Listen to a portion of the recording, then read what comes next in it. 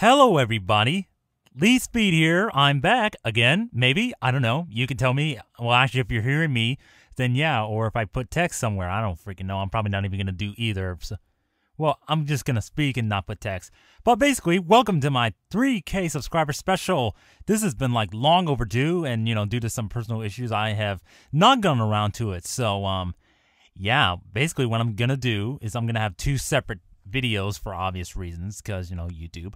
But basically, the first part will be one battle, and then the other part will be two. So I'm gonna have a total of 3 battles. I'm gonna narrate all of them in a row, and then I'll make the cuts where I need to. So yeah, first match is gonna be against KwandaoRen66. It's kind of like a stuffed tier OU match, which is like brought a mixture of everything.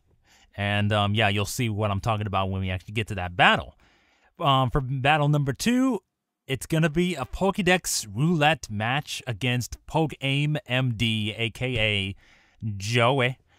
And basically with a Pokédex roulette, you go to a site, you generate 6 random Pokemon for yourself, then you use PΣΣΔ, Pokegen, or if you already have the Pokemon in your PC boxes, grab them, put them on your team, and then give them, you know, you battle with them.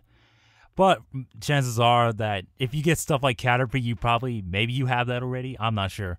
So if I did get something like Caterpie, you know, Butterfree, you know, Salamence, you get like some really weird junk, you got to battle with them. But the point is, like, you just get random stuff and see like how crazy the matches can be that way and stuff like that. I guess the unpredictability of it. And yeah, that's pretty much going to be the sum of it. And then for the third match is a UU/OU mixed match, rotation style against Sublera from Smogon.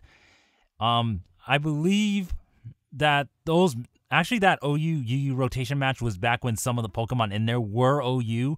So you're gonna see like a couple of Pokemon that were OU at the time of the battle, but they moved to UU. I kind of gave it away already because, you know, you saw several people use it already, but yeah. And we also brought one event Pokemon, and you'll see what we're talking about later. We both agreed to bring one each. I was actually thinking of bringing this particular one, but he was like, no, bring that one. I'm like, okay. And then you'll use that one. So yeah, that's pretty much how it's going to go. So now that you pretty much know the whole ordeal, I also have a modified version of the layout that I have been using lately. I made quite a few tweaks, try to make it look nice and everything. I don't know, like, you guys can leave me your feedback on that.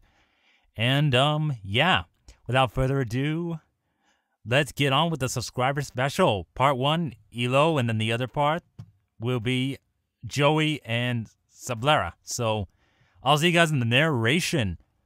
Peace, guys.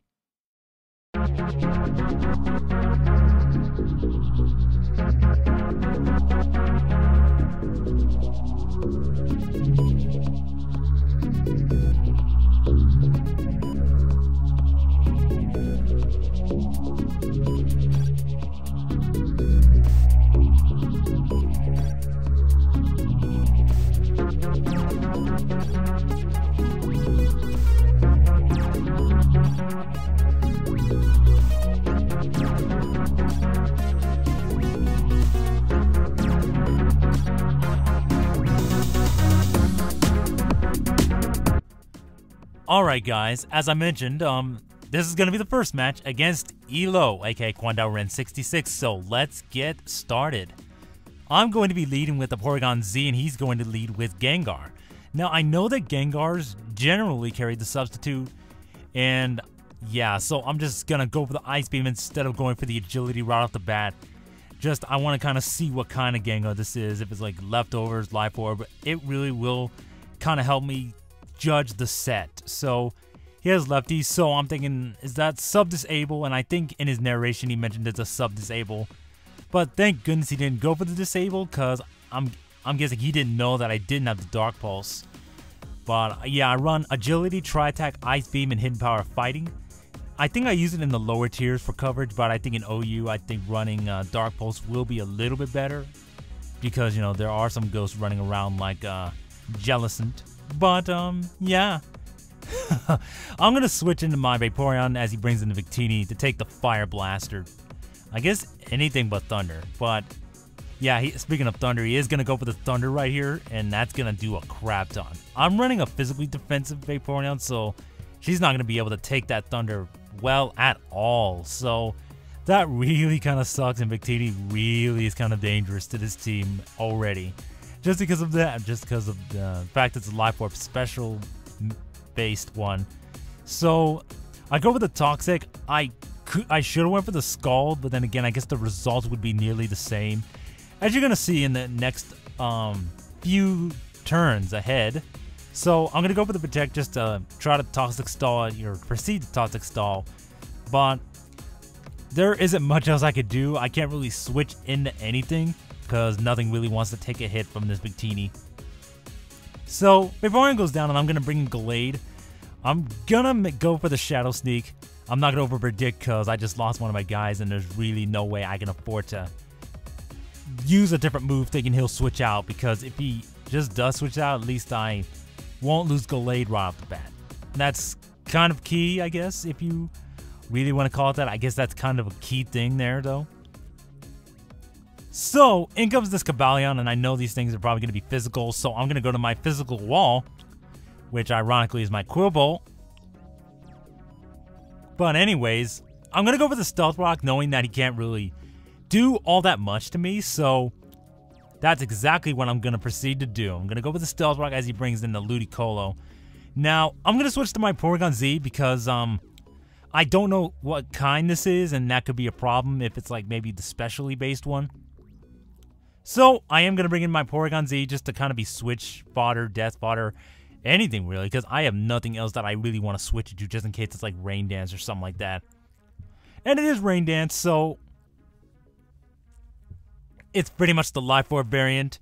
And yeah, he's going to hit the Hydro Pump. It doesn't miss, which kind of sucks. I was going to go for Tri-Attack, maybe get a status on him because of Tri-Attack's chance of getting a Burn, Freeze, or Paralysis Haxors. But yeah, in Kazakisa, pretty much to take any hit. I know that she could take a hit. Like, it has a bit under half, but, you know, that's Life Orb, Ludicolo with Ice Beam, probably Modest Nature as well. Just my guess because of the damage. But here, I think I'm just going to switch out in an attempt to Life Orb stall this Ludicolo a little bit. Mainly because if I could get him low enough to where Gallade's Shadow Sneak can finish him off, that'll be great, and I could still keep him around for later on.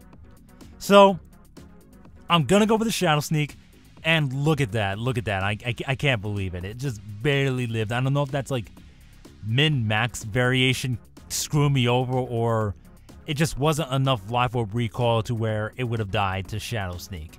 So, that's kind of sad, but it's a double down, so we both have to go into something blind, I guess. I'm going to go to my Quillbolt, and he's going to go to his Persian.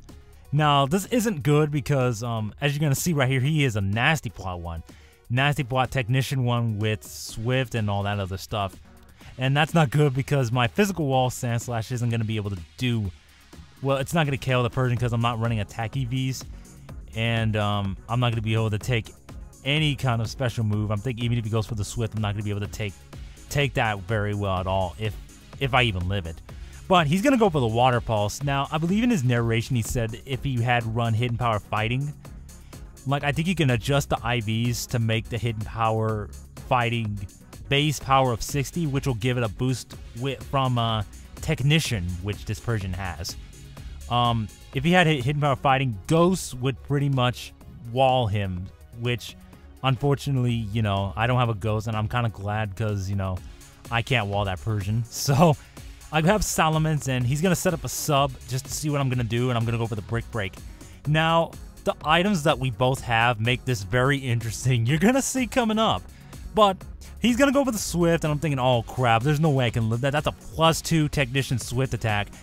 But he barely lives, which is like, what? I thought I would die right there. But apparently since he doesn't have Life Orb, he didn't have enough power to take me out. But because my Salamence is carrying the Life Orb, he takes himself out with Life Orb recoil. So it's going to be another double down. I'm like, Jesus Christ, how many double downs are we going to get in this game? Holy crap. So he's going to bring in Cobalion, and I'm going to bring in my Roserade. And yeah, this is pretty much like not good right here. But she does live the Iron Head convincingly, and she's going to go for the hidden power of fire. And I'm thinking, fight with all you can. And I think I actually said that at the stream where this took place. But she nails a critical hit on this thing. I'm like, wow. Man, even in the tightest of spots, you just get a critical hit. That is why you're boss, Akiza.